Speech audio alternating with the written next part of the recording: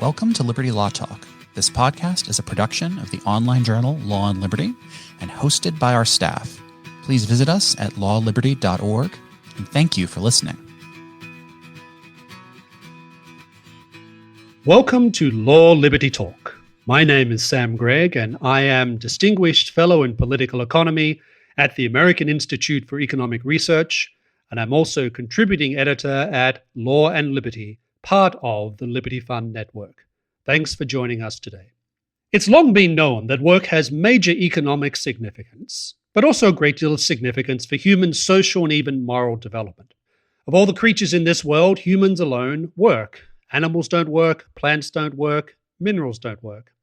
That alone should tell us that work is something fundamental to who we are as humans. It should also tell us that when people work, whether they're paid or unpaid, but can't work or don't work, we can expect many negative consequences that go beyond work's economic dimension.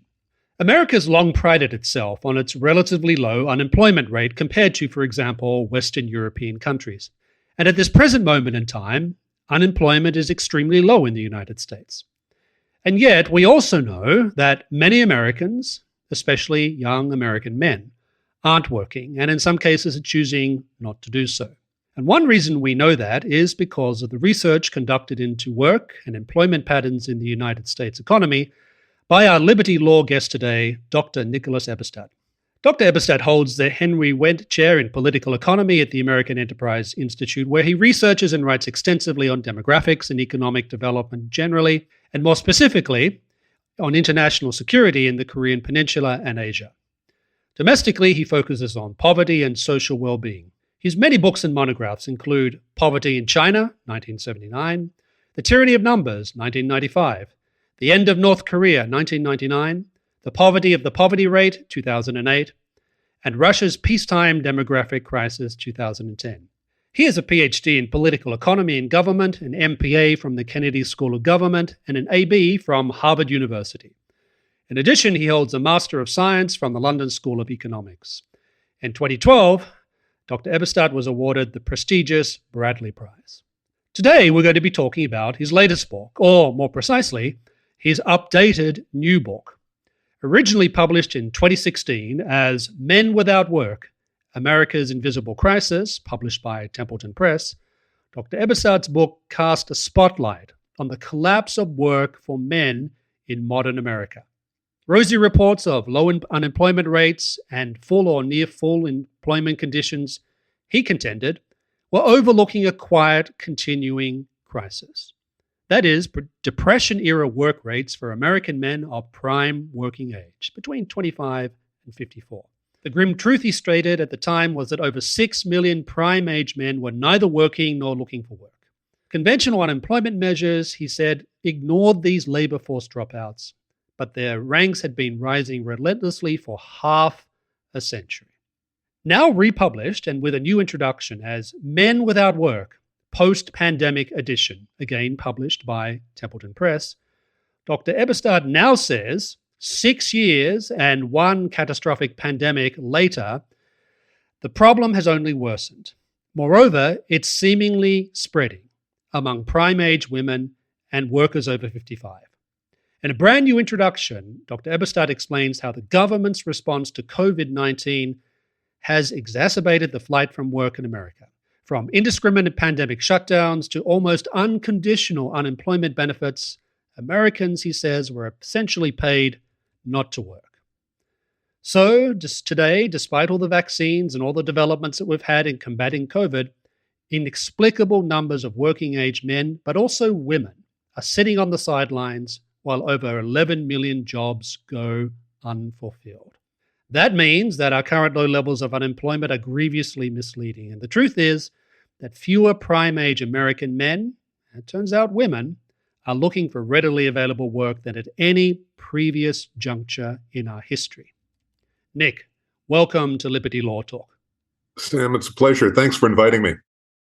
Well, I'd really like to begin where I begin with most conversations of this nature, which is when you began exploring this topic, which I think it's fair to say is on a lot of Americans' minds now. What was it that originally attracted you to this subject? What was it that first alerted you to this problem, which you suggest was essentially, and at least originally, a problem with American men? Well, Sam, I think that what laughingly passes as my career is looking at problems that are hiding in plain sight, whether it's the mismeasure of poverty or social crises in what was once the Soviet Union. I kind of stumbled onto this by recognizing that I was hearing an awful lot of happy talk around 2015 about unemployment levels being at almost historic lows. We were at near full employment back in 2015. And it was it seemed to me that this was contradicted by the evidence of my senses, not the least of these being that almost half of the American public back in those days was saying that we were still in a recession, the kind of subjective impression. And I'm certainly not now, nor have I ever been, a labor economist, but I'm a pretty good trespasser. So I started getting into some of the data and indicators, and all of a sudden I realized, gee whiz, guess what? Working age men between 25 and 54 were suffering employment rates that were more or less mirroring the tail end of the Great Depression. So in 2015, 2016, prime age men, as they're called, the 25 to 54 group, were reporting work rates that were more or less the same as the rates in the United States in early 1940, when the national rate of unemployment was about 15%. And we weren't that far away from the Depression. Yeah, it was the tail end of the Depression. It wasn't the depths, but it was part of the Depression. And so the reason that we were getting these happy talk numbers on unemployment is because one factor in the whole tableau was being omitted. The men who were not in the labor force to be either in the numerator or the denominator. The original unemployment rate was constructed in such a way as to do unemployment over workforce. It was inconceivable by the people who put together the unemployment rate statistics back in the late 30s that able-bodied men would be sitting on the sidelines. Yet by 2015 and 2016, more than 10% of the civilian prime male workforce was checked out, neither working nor looking for work. Well, one issue which I suspect is on the minds of many liberty law listeners is the degree to which this phenomena that you're talking about in the pre-pandemic era, how much was this a question of some of the cultural trends, for example, that started manifesting themselves, say, in the late 1960s as part of what you might call the general questioning of what many people would call traditional American ideals, including the ideal about work, right? And how much do you think this owes to specific policies implemented by different administrations over time? So it's a sort of, what's really driving this? Is it culture? Is it policy? Or is it some combination of both?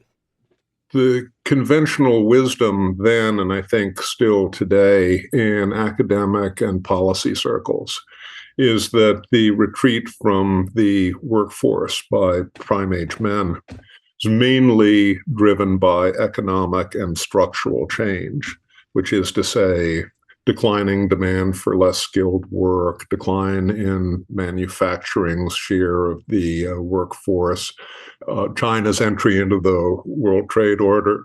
Arguments that we hear today, right? Yeah, exactly. I mean, it's the same. It's the same. I think received wisdom more or less today, and obviously globalization, offshoring, all of that. And obviously, there's plenty of truth in that, but it's not the whole story, and it's not even, I think, most of the story.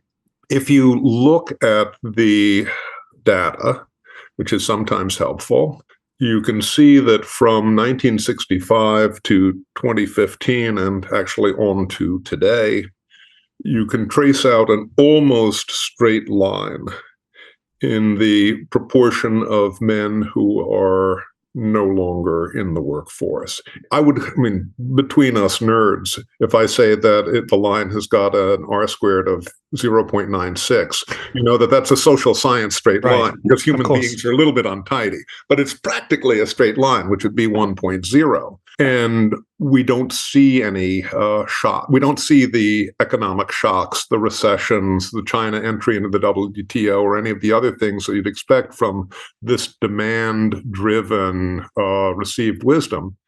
What is causing this? Well, of course, culture is always the last refuge of scoundrels. And when we can't describe anything, convincingly in economic terms, we'll say it's culture. And so I won't go there quite yet. But let me say this first. What we do know is that for years and years and years, if you ask in surveys, as the government does, men who are not in the labor force why they are not in the labor force, only a tiny minority of them say this is because they could not find work. Only a tiny minority. There are many other reasons that are given. The surveys are a bit Procrustean, and they only give you like 8 options. You've got 7 million lives and 8 options, so it's a little bit awkward. But lack of employment opportunities is not a big factor, according to the men who are dropped out of the labor force. So what we have seen over the period since 65 are a couple of big changes. We've seen a revolution in the family, of course, and it has always been true that never married men and men without children at home are less likely to be part of the labor force than married or counterparts with kids under the same roof. So that's certainly part of it. We've also seen the explosion of social welfare benefits that began with the war on poverty and the Great Society. Our friends in Europe and other OECD countries say that we're painfully stingy in our social welfare benefits. But that doesn't necessarily mean that the incentives and disincentives have some influence on our activities in the workplace. We've also seen a big explosion, a new wave of immigration in the United States. We Americans think of ourselves as a nation of immigrants, but from really the 20s until the 1960s, we were at a very low ebb in accepting newcomers. We've had a big surge of newcomers since the 60s, and that's affected all of these patterns as well. And finally, there's been an explosion of crime and punishment since the 1960s. Started with the crime spree that began in the 60s, continued in the 70s and into the 80s. And then a few years later, there was a wave of punishment. And this wave of punishment has meant that we have now well over 20 million adult Americans with a felony conviction in their CV, so to speak. And that rules them out for work in some cases, some forms of employment. They are invisible in most of our government statistics, in our national statistics, but that does not mean that they are not disadvantaged in the workplace, as you just mentioned. So we had all of these trends in conjuncture, moving together, and certainly it's reasonable to surmise that these had a major impact on some of the outcomes that we're discussing today. I cannot go into the blank pages of paper that I look at with all the decimal points on it and divine culture out of that. But I think we can tell a story that is consistent with a change in mentality about family, work, meaning in life, and other things like that. You mentioned the word invisible. And I'd like to focus on that a little bit, because in the 2016 edition of Men Without Work, in the original introduction, you wrote, quote, "The collapse of work for America's men is arguably a crisis for our nation, but, you added, largely an invisible crisis. Now, when I first read that, the thought that sprang to my mind was, why invisible? Is it because Americans simply don't want to talk about it because it starts to raise questions about how faithful we are to certain American ideals? Is it because talking about it would spark some awkward questions? Or is the invisibility to do with the fact that it was affecting a segment of American society that we simply aren't used to thinking about as experiencing a major problem? In other words, men, particularly, say, white men, for example. Or is it some sort of combination of these things? Or is it something different altogether that accounts for this invisibility phenomenon? It's a really good question, Sam. I think it's a number of different factors, some of which you've already mentioned. I mean, quite obviously, many of these invisible men missing from the workforce and really from society were getting ready for deaths of despair, not deaths of rage and anger. We didn't see rioting in the street by these men. We're more likely to see opioid overdoses. So because they were not a public menace to society, in quotes, they didn't come into the evening news in the way that crime blotter activity so often does. So that made it a little bit more easy to ignore. But I think also, as you intimate, our preconceptions were in play here as well. In the academy, of course, working age men are not a privileged victim class. They'll be overlooked when one is talking about disparities. They're kind of the baseline against which one judges disparities. Mm-hmm. And it's certainly also true that more or less since the beginning of civilization, working age men have naturally been regarded as providers rather than as vulnerable dependents. Meaning a sense of shame if you're not working, or if you don't seem to be supporting people through your work. Shame and stigma, and that may also lead to quietude. So, for all of these reasons, I don't think that the general public or even well-informed readers, policymakers, were prepared or predisposed to recognize this problem. And so for actually about 2 generations, they didn't. That's fascinating. Another word that comes to my mind, and you've alluded a little bit to this in some of your previous comments when it comes to this invisibility and the particular demographic that this was affecting. And we're going to go on and say more about how you're arguing now that this phenomenon is starting to affect other demographics. But one word that came to my mind when I read your book was the word alienation. Alienation. Now, when many of us hear that word, we think, of course, of Karl Marx, who wrote a great deal about how work for particular people and particular economic settings produced what he called alienation, by which he meant a sort of a sense of distance between ourselves, our work, and the product of our work. Now, I happen to think that Marx was wrong about that, but he was pointing to a certain type of, let's call it, experience. But your book pointed, and the new version, of course, also points to a different type of alienation.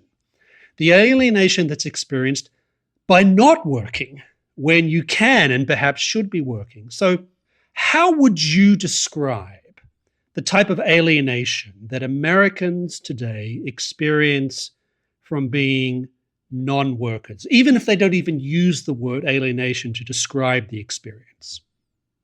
I should confess that there was a time when I would have called myself a Marxist. I never knew that.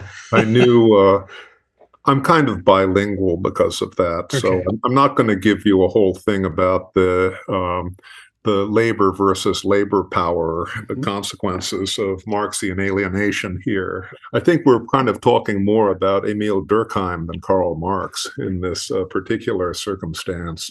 So really, I think the best portrait comes from the self-reporting of the people involved to the U.S. government, from the Bureau of Labor Statistics time use surveys. The BLS asks all adults, for reasons of their own, what do you do between the time you wake up in the morning and the time you go to bed, and how long do you spend doing it? And the picture which prime-age men who are neither working nor looking for work paint through their self-reporting is not just troubling, it's kind of horrifying. According to self-reporting in these surveys, these men who are neither working nor looking for work, and let's add another layer, and not in training or education, about a tenth of the men who are out of the workforce are full-time students getting ready for another job. So they're not even, you're talking about people who are not even preparing to go into the workforce. I think over on the other side of the ocean, they call it NEET, N-E-E-T, neither employed nor in education or training. If we look at that group, which is not a small group, well over 6 million, they basically don't do civil society. Almost no time invested in either worship or volunteering or charity work. Although you might think they had practically nothing but time on their hands, they do surprisingly little help around the house with other people, other family members, or with housework. A lot less than employed women with kids, who are more or less the most time-scarce, time-poor people in America. They don't even get out of the house that much. They're getting out of the house less and less, according to their self-reporting. What they do is they spend a lot of time in front of screens. Now, these clunky surveys won't tell us what they're watching or what sorts of devices they're watching, but they're reporting spending about 2,000 hours a year in front of screens. Now, that's, for many people, that's like a full-time job. And when we bear in mind that other reports indicate that about half of these men say that they're taking pain medication every day, I mean, not necessarily prescription or illicit, over the counter maybe in some cases, but half of them are taking pain medication every day. We've got this vision, not just of people spending all day playing, World of Warcraft or Call of Duty. They're doing it stoned. And it's a kind of a picture of life in limbo, in purgatory. It's kind of, it's miserable. And certainly these are not the sorts of skills that are going to get you back into the workforce. They're going to make you much more likely, A, a long-termer, and B, possibly a candidate for deaths of despair. So you're really talking about people, their alienation is they're living outside reality. Increasingly detached from family, certainly detached from work, detached from the community, or at least from the sort one of the apertures that many involve themselves in the community, and the volunteering and charity and worship and so forth. One of the things which I don't think we do very well in modern economics is talk about poverty. We've got all of this emphasis on lessons learned and very little on lessons forgotten. When we talk about poverty, we've forgotten all of the lessons the Victorians knew. And one of the things the Victorians took as obvious was that there is a distinction between poverty and misery. And what we're describing here are people who, in any other sort of historical era, would be seen as fairly well off in a material sense, but they're living in this life of degradation and misery. And deep unhappiness, I suspect, as well. In many cases, perhaps. So one aspect of the problem, of course, that you address, particularly in the first version of your book, is you focused very much upon the demography of the unworking American man. Now, I know you've worked a great deal on questions of demography throughout your entire career, especially, for example, the very real problems associated with population decline. But in the 2022 edition of Men at Work, you point out, and this is where I started to get very worried, that the unworking problem is now going beyond that demographic of American men. It's now working its way into other demographic sectors, particularly, I thought this was interesting, prime age women and older workers. Now, is this something that you believe reflects the pandemic, or more particularly government responses to the pandemic? Or did you suspect that at some point these trends were going to emerge anyway?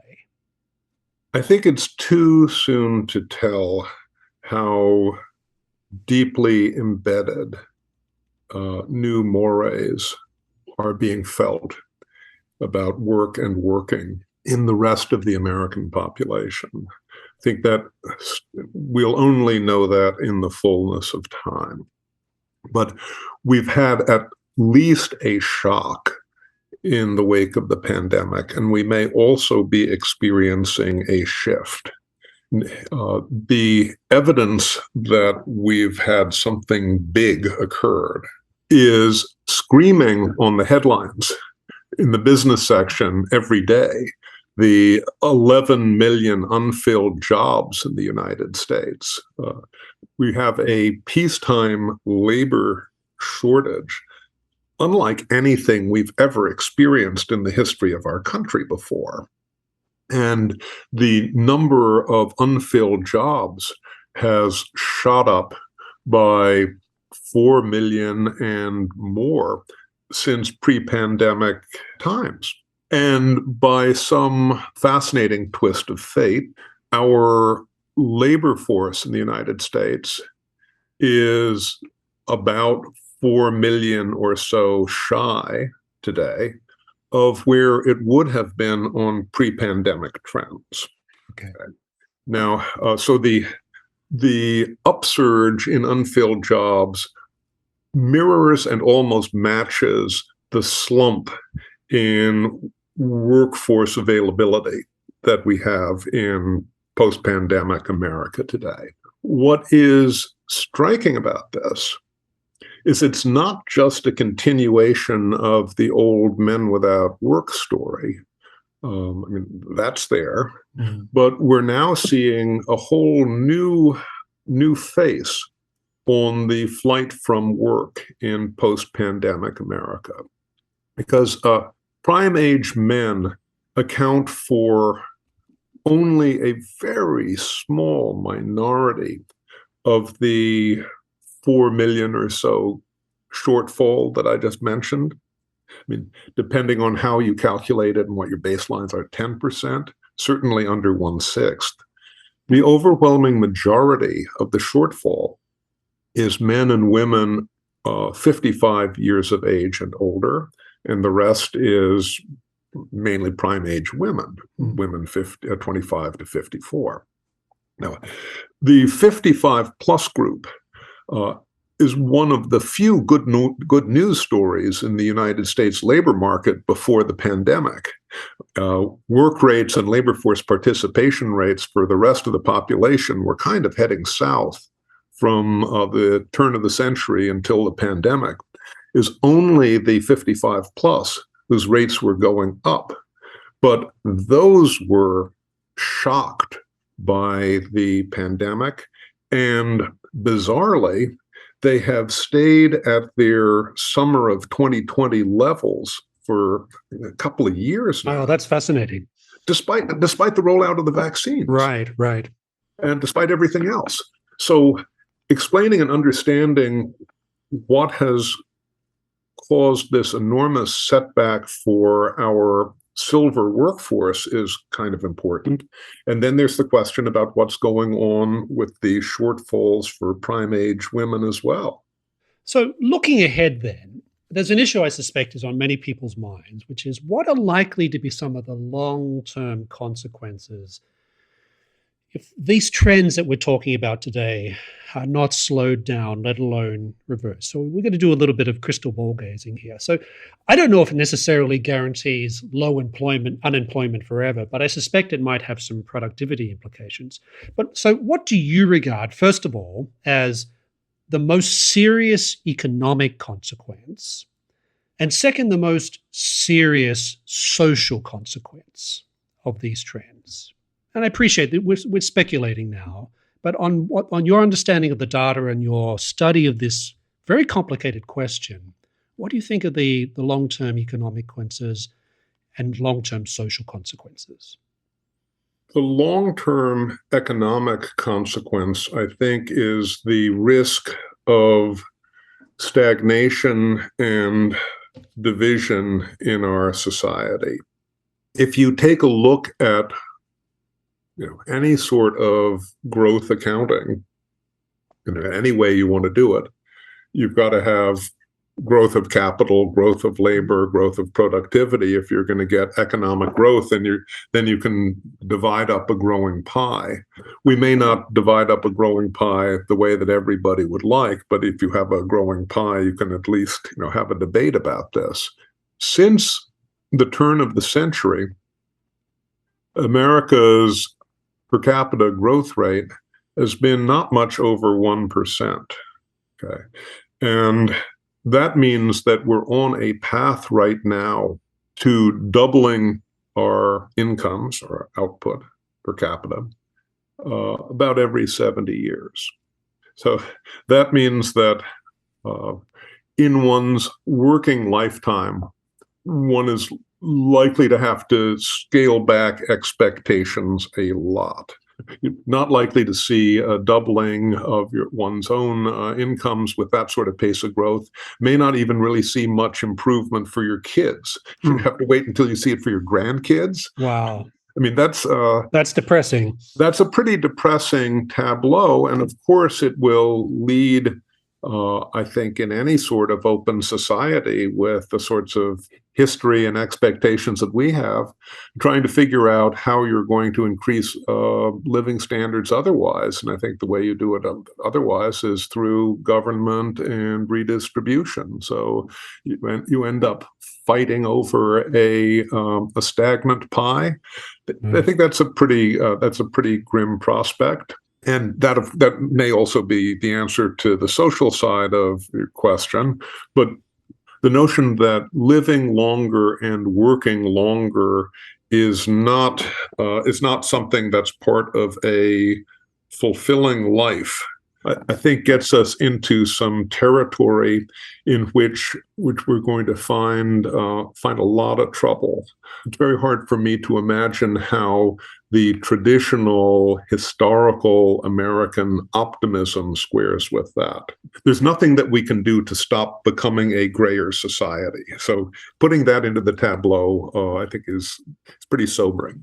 Yes, I mean, I often think about the productivity implications of this, and of course, you mentioned that you mentioned government redistribution, et cetera, and of course that has its own implications for productivity of its own nature. So we're getting near to the end of our own conversation, and I think the obvious place to end is the question that Americans, ever pragmatic as we are, the question that a lot of Americans will ask is, what can we do to reverse these trends? Is there, in fact, anything that we can do at this point? And if so, is it a culture-first approach? Is it about altering incentives?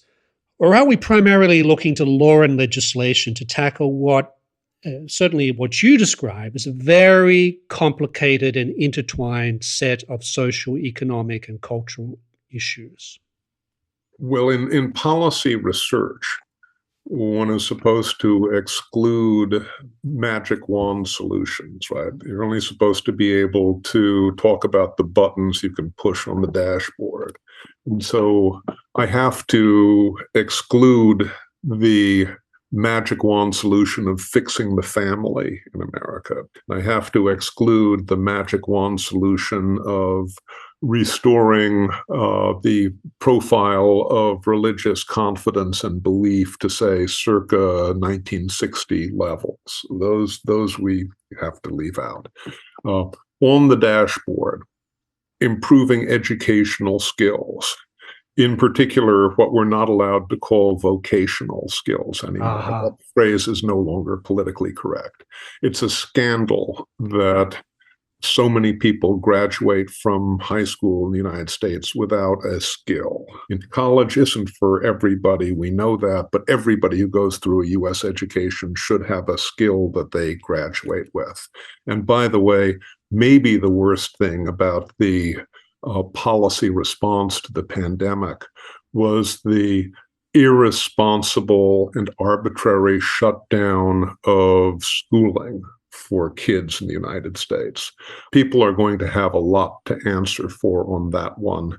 And the long-term costs of that are going to last with us, not just for decades, for generations. So there's the education portion. There's the question of, I hate to say rethinking because it's kind of pompous, but we have to, I think, really reinvent our entire disability insurance system, because the system is now a kind of a sprawling, incoherent archipelago based on good intentions, but now very largely incentivizing helplessness and dependence. And probably designed for a different time, I imagine, as well. For a completely different time.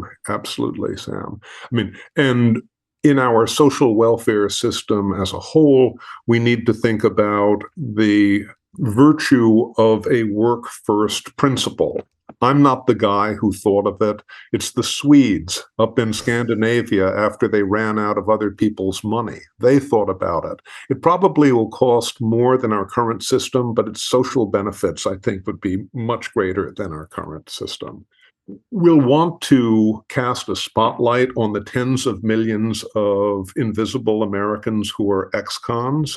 I don't know that all of them can be rehabilitated, but many, many, many of them can, and can be reintroduced to society, to family, to the workforce.